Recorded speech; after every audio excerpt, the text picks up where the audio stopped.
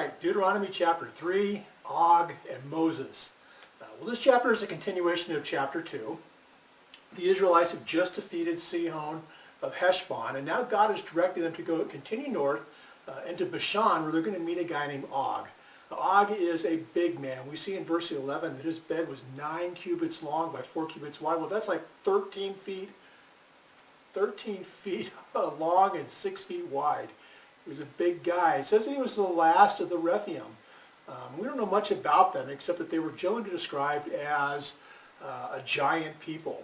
God tells the Israelites, don't fear Og, but that he is going to give all of his people and his land into their hands. Well, the Israelites go up into battle and they strike Og down until he has no survivors. That means everyone, men, women, and children. In verses 12 through 17, we're going to see the tribes of Reuben, of Gad, and Manasseh getting to settle into the conquered land.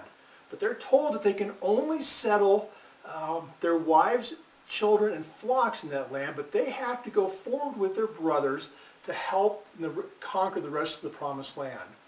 And once they've conquered that promised land, then they're going to be able to return to their wives and children and flocks and begin to live out their lives. Then we're going to come into what I see as one of those semi-humorous sections of Scripture. Humorous, maybe a little sad as well. In verses 23 through 29, Moses pleads with God to let him enter into the promised land. Well, if you're not familiar with why Moses isn't allowed to enter the promised land, you go back to Numbers chapter 20, verses 2 through 13, and you'll see that the people are in the wilderness, and they have no water, and they begin to complain to Moses again, and they say, why did you bring us out here just so that we can die? Well, God tells Moses, go get your staff, gather the people along with Aaron together, and then I want you to tell the rock that's before you to give forth its water. Well, Moses does that. He gathers everybody up, takes a staff, takes Aaron, and because he's so frustrated with the people and he's angry, he ends up hitting the rock twice with his staff. The water comes out.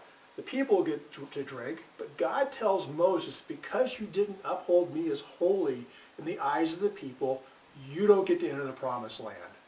So back in Deuteronomy chapter 3, verse 26, Moses tells the people, well, because of you, God was angry with me, and I don't get to go in. Well, we'll see. It's also a little humorous to see God's response to Moses when he says, enough! Don't speak to me again on this matter. Moses had been bugging God to let me go in, and God finally tells him, stop it. You can't do it. Moses is allowed to look at it from a mountain, but that's as close as he's going to get. We're going to see Joshua being charged with the one that will take the people in.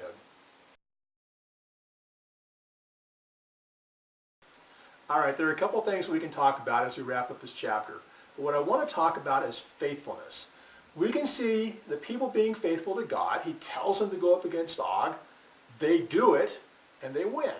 We also see God being faithful in that he tells them, I will be with you. Well, he clearly was. But I want to focus on Moses here. Moses has very recently been told that he isn't going to get into the promised land. If you look at the account back in Numbers, that is the causation of his not getting into the promised land, that happens just prior to the conquest of Sihon and Og. So this is right now. This is fresh in Moses' mind. Moses has led the people through the wilderness. He's put up with them for 40 years, all with the understanding and the belief that he's going to get into the promised land. And now he's disappointed, and he begs God to let him go in. And God says, no, you're not going in. Well, how does Moses respond to all of this? Well, he spends the rest of the book of Deuteronomy, preparing the people for their entrance into and their lives in the promised land. A question I want to end with is this. How do you and I respond to disappointment in our lives? Do we remain faithful as Moses did? Or do we perhaps behave in a little bit different manner?